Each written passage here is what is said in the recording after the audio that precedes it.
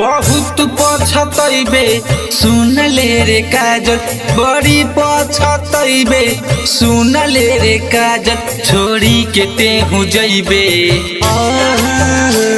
हमारा के छोड़ के जइबे तोर भातार मिली पागल, हमारा के छोड़ के जइबे तोर भातार मिली पागल।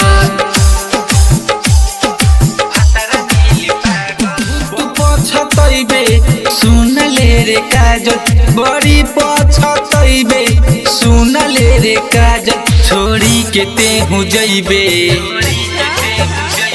हमारा के छोड़ के जइबे तोर भातार मिली पागल, हमारा के छोड़ के जइबे तोर भातार मिली पागल।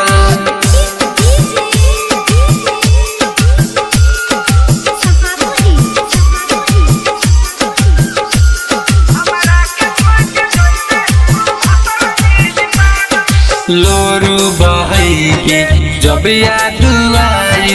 का हम कैनी ओही दिन बुझाई, लोरू बहैगे जब याद आई का हम कैनी ओही दिन बुझाई, रहबे बेचैन चैन मिली न कतहु, रोत चेहरा खिली न कबहु, अखिया से निंदिया रही हरदम भागल, अखिया हरदम भागल, छोड़ी के तेहू जइबे हमारा के छोड़ के जइबे तोर भातार मिली पागल, हमारा के छोड़ के जइबे तोर भातार मिली पागल।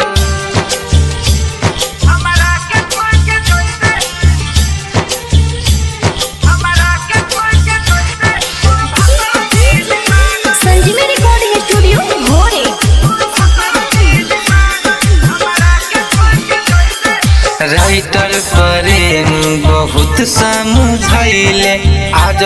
ये गलती बानी हम कैले,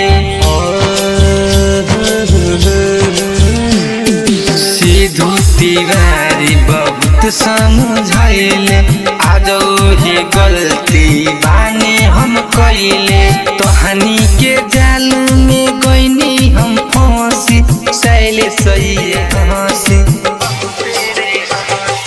कहीं की दिन रात रहले ते लागल, कहीं की दिन रात रहले ते लागल, छोड़ी के तेहू जइबे हमारा के छोड़ के जइबे तोर भातार मिली पागल, हमारा के छोड़ के जइबे तोर भातार मिली पागल। बहुत पछतैबे सुन ले रे काजल, बड़ी पछतैबे सुन ले रे काजल, छोड़ी के तेहू जइबे